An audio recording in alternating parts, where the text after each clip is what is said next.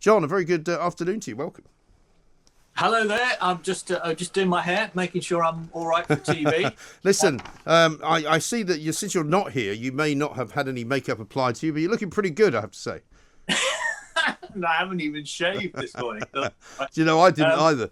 I think we've reached that point now. Do you remember when last year you'd sort of wake up and kind of go, nah, I'm not sure really. I think I need a holiday. Trouble is, I'd love to go away on holiday, but we were talking to Simon Calder earlier. They're making it so complicated that I'm not sure I can be bothered really. Yeah, no, I think it's definitely another year for enjoying the delights of home. But it was interesting. I mean, what you were saying earlier, I was out and about in London yesterday, yes. And did feel like it was back to normal. I went through Oxford Street and and it was quite busy. Was it? Yeah. That's good to know, actually, because funnily enough, I took a taxi across town from here at London Bridge over to Kensington on Wednesday night or Tuesday, I can't remember, Tuesday night, I think. And it was extraordinarily quiet. You know, the taxi didn't hit any traffic. We only stopped for red lights, which I can't actually remember the last time that happened in London.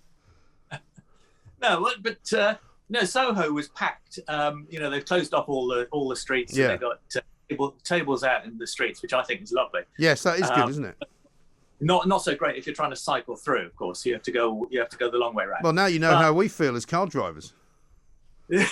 The only difference is you don't have to then pay £55,000 to park it somewhere. Yeah, you're not getting any sympathy from me, Mike.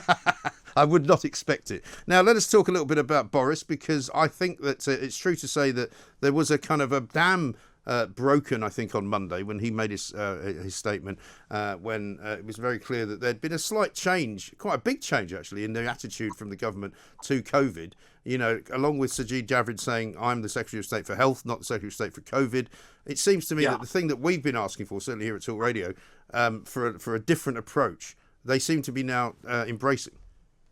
Yeah, no, I think there has definitely been a shift in the tone, and it is interesting, as Boris Johnson said at PMQs, that if Keir Starmer's only objection is that masks should be compulsory rather than voluntary, then there's not much difference between the government and the opposition. I mean, I think he's obviously playing political games there slightly, because public opinion is, as I've always said to you, Mike, is much more cautious.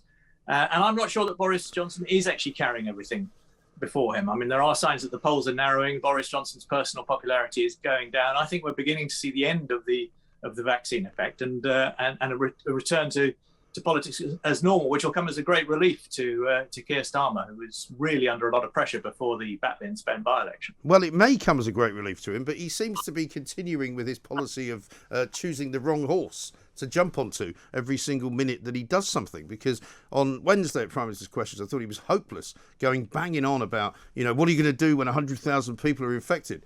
Well, I'll tell you when 100,000 people are infected every day. I mean, there's no reason to believe that that's going to happen. What are you going to do to stop people deleting an app? Well, probably nothing, actually. How do you stop people deleting an app if you're the Prime Minister? What, do you want people arrested for that? I mean, he was absolutely barking up several wrong trees, an entire forest, in fact. Well, you mean you don't agree with him? No, he's talking rubbish. There is not 100,000 infections going on every day. We've got up to 32,000 so-called cases at the moment, which is just a recognition that a lot more people are testing positive. It doesn't mean that there's a massive crisis. He also agrees with the lifting of all the restrictions, apart from mask wearing. Well, yes, and a few other sort of details about ventilation and paying people to isolate. Yeah, I mean, you're absolutely right. But the 100,000 infections a day is a figure that Sajid Javid gave, and it's a reasonable question to ask. And Keir Starmer has put himself on the side of public opinion against... No, he hasn't. No, he's put himself on the side of YouGov public opinion, which is not quite the same. No, but... no, he's put himself on the side of public opinion and against... Talk Radio and Mike Graham, but I mean that's unfortunately for Keir Starmer, he's the bloke that doesn't get anything right, and we are the fastest growing radio station in the world. So it's up to you which side you want to pick. But I would suggest to you that Keir Starmer is on a loser. Well, we shall see about that. I don't know. he is going to start to make a bit of progress now, because I think the Boris Johnson balloon is deflating slowly. Really? Why? What evidence have you got for that? Yeah, opinion polls. Oh, come on, John. This is all you bring me now is opinion polls.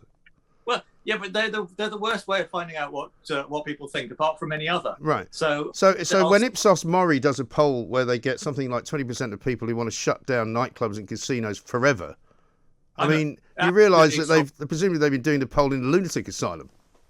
No, it is absolutely. Well, this is the point. This is how out of touch with the great British public you sometimes are, Mike. No, they're not the great British public. They are the cultural elite of London. The people like you hang about with, who think, oh, isn't that awful? Who wants to go to a casino full of nasty people and prostitutes? Not going there. And who wants to go to a nightclub? Ghastly people go there. No, those are not the. Brexit should have proven to you that the real people of this country wanted to leave the European Union. The real people of this country want Boris Johnson with an 80 majority because they don't like Labour. It's that simple.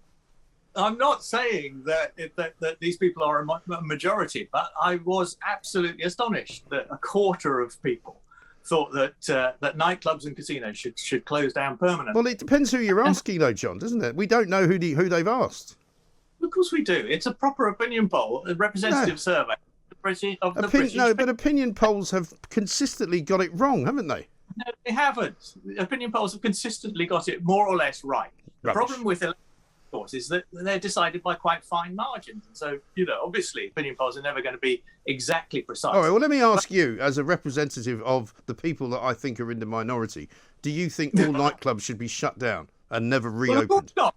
I'm as horrified as you are. Yeah, I mean, not but you represent, what I would suggest is a different view to mine on most things. But you're not crazed, right? You're not a maniac. These people are. I'm a fairly reasonable and balanced middle person. I'm a median voter. I'm a Blairite and a centrist, and therefore I think I'm more in touch with public opinion than you are. But you would think that, but that's because you're arrogant and out of touch. No, it's because I'm a centrist, and I'm horrified by the fact that it's not the quarter of people who want to close casinos and nightclubs. It's the 40% of people who want compulsory masks on public transport and in shops permanently. Yeah, but hang on, John. Let's be forensic about this. The word that people like to use about old Keir Starmer. If 20% of the people they polled want to shut nightclubs forever, why would you be surprised that 40%, which includes the 20% of maniacs who want to shut everything down, also want masks to be kept? So actually, the real poll would show 20% of people rather than 40. Well, I can't understand it. You can't disagree with that logic. Despite the fact that I am a centrist and therefore more in touch with public opinion than you, I'm horrified by the fact that 40% of people want compulsory mask wearing. I don't believe that for a second. No, yes, obviously there may be flaws in the poll. You think? To the question, maybe people have misunderstood it. Maybe people didn't read. Maybe the question's been framed wrongly. Perhaps that could happen. It's a perfectly legit question. The question is what do people mean by the answer they give, and that's what do you know what the question was? Yes. What was it? Well, it was should we have to wear masks in shops and on public transport permanently, even after the threat of COVID-19 has gone?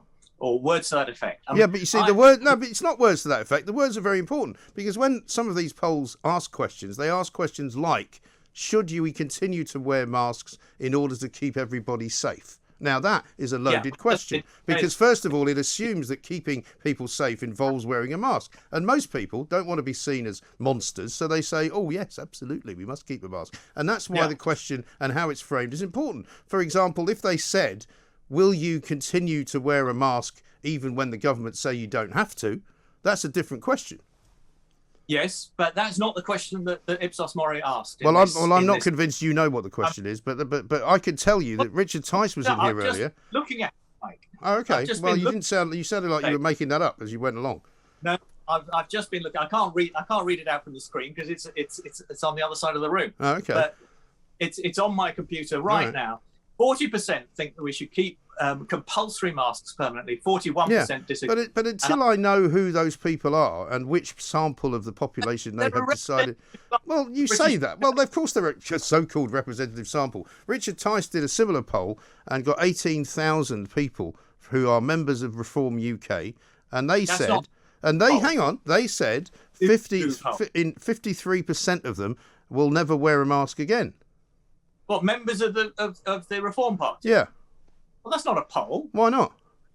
Well, that's not a representative sample of the British public, is it? No, it's not a representative sample of the British public, but I don't believe that any sample of the British public is representative because it depends who they are. And until they tell me who they are, it's a bit like me saying to you, 35 people dying from COVID like yesterday means nothing to me unless I see some context, unless I see how old these people are, whether they had any other underlying health conditions.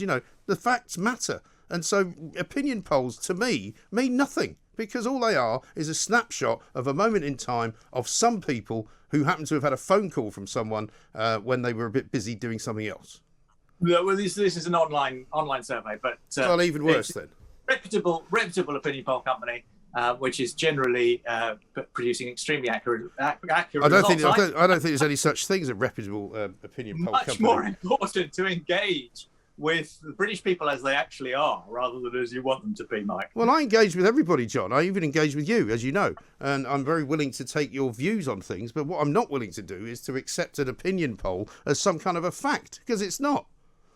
I'm afraid it is, and I agree with you that I think 40% of the British public is mistaken in wanting permanent compulsory mask wearing, but I think you have to engage with people who say that's what they want. But all of the things, for example, that Keir Starmer was asking for with regard to masks on Wednesday are all possible. Yeah. He wants them to remain. He wants people to wear them on public transport. Well, wear one if you want. He wants people to wear them in enclosed spaces. Well, wear one if you want. It's not impossible to. You don't have to not wear one.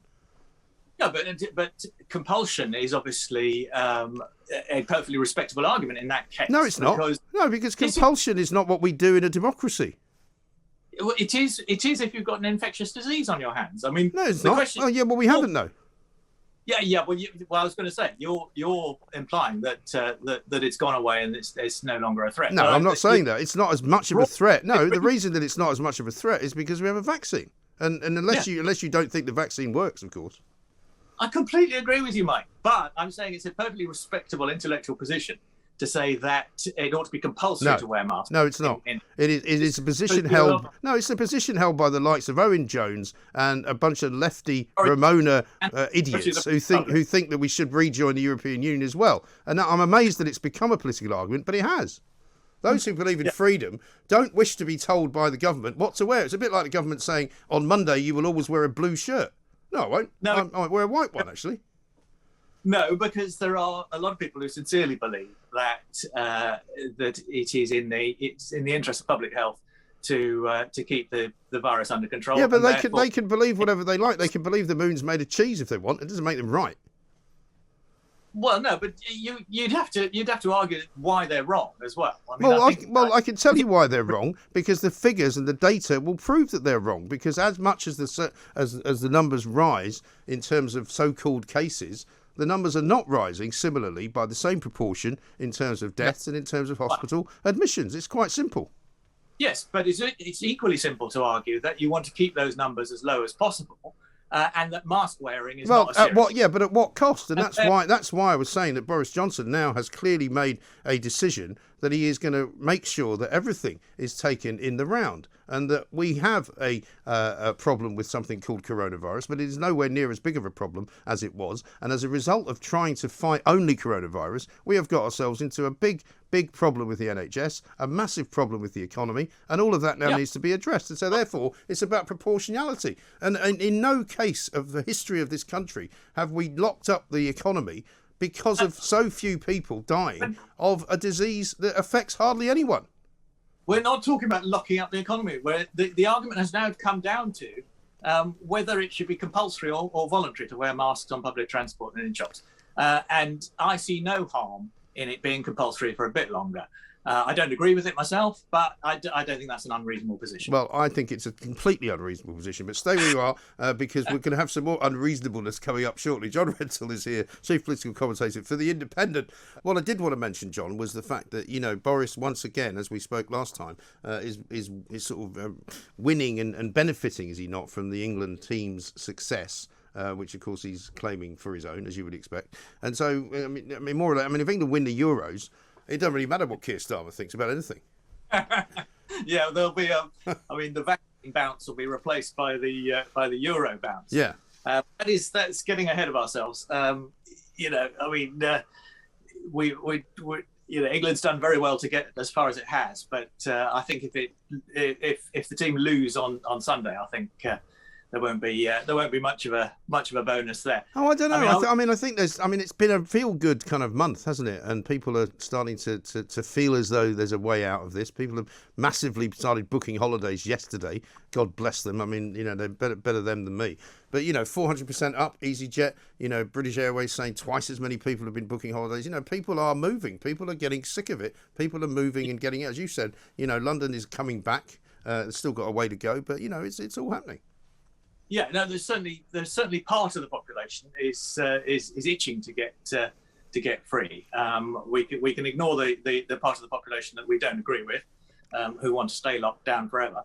Quite frankly, I think they should be ignored. If they don't want to mix with anybody else, let them stay at home. Let them be in their little bubble, eating, you know, their quiche Lorraine every day. And, you know, I'll be quite happy never to see them ever again. No, you're right. But it'll be very interesting to see how much Boris Johnson benefits politically if England do win on Sunday. I've been reading the fascinating Alistair Campbell diaries from the 96 Euros, where he secretly wanted England to lose against Germany. I nearly said West Germany. Against Germany in the semi-final. Yeah. But he was in Wembley, and he was sitting next to John Major's bodyguard. And John Major was in the royal box behind him, so he had to pretend to be supporting England, but he was delighted when England got knocked out. Well, it's not an unfamiliar position for Mr. Campbell to pretend to be doing something that he's not really believing in, is it? I mean, you know, I would expect nothing less from the man. Not sure I agree with that well, one. But we shall see. But I mean, look, the point is that Euro 96 was the last time really that there was that kind of feel-good factor in the nation because of a sporting event. You know, you can't underestimate. 34 million people watched that game on Wednesday night. You know, on Sunday night, it's probably going to be closer to 45 million people. I mean, that's you know, more than half the country. It's incredible. Yeah, no, it is incredible, and it will have an effect on the national mood. But you know, there isn't a general election coming up. I mean, Harold Wilson blamed his defeat in 1970 on the fact that England then got knocked out of the 1970 Cup by Germany, West Germany, as it then was in Mexico. That was just 4 days before a general election. I mean, there's a lot of academic dispute about whether that was actually a cause of Labour's defeat, but there's no doubt it does have some political effects, but we're some distance away from the next general election, so it may not matter. Well, that's right. And it will come as no surprise to you, John, that prime ministers who lose elections will come up with almost any reasons as to why they lost it, apart from the fact that people didn't like them so much anymore as they used to. Quite. And certainly in Wilson's case. But I mean, we can't stop this going. We're going to run off because we're about to hit the news. But I mean, I think we have to have Jess Phillips as the political idiot of the week when she tweeted out that one of her kids had apparently asked her why footballers don't have double-barreled names. One, that loads of them have double-barreled names, and nobody, as far as I can name in the cabinet, has a double-barreled name. She was clearly trying to make a sort of classist political point, failed miserably. And dragging one of her unfortunate children into the public domain. Yeah, thanks, Mum. I think I preferred it when you left me on the step outside of Downing Street. You know. Yeah, no, that wasn't the cleverest comment. But I mean, it's Lee Anderson, the Tory MP, who's getting the real stick. Because even everyone who kind of has had a go about taking the knee and all of that. Everybody's forgotten about that now because the team have been very successful. But poor old Lee still sitting in the naughty corner and saying he's going to boycott the final as well. That's brilliant. I know. He is. I think he more than Jess Phillips is going to go down as a footnote, or at least a pub quiz question Yes. in a year's. Well, he will. I mean, I do like Lee, but I may have to get him on the show and ask him about that on Monday if they win. Excellent stuff. Good, John. Have a great weekend. Thank you very much indeed. John Rentoul, chief political commentator for the Independent.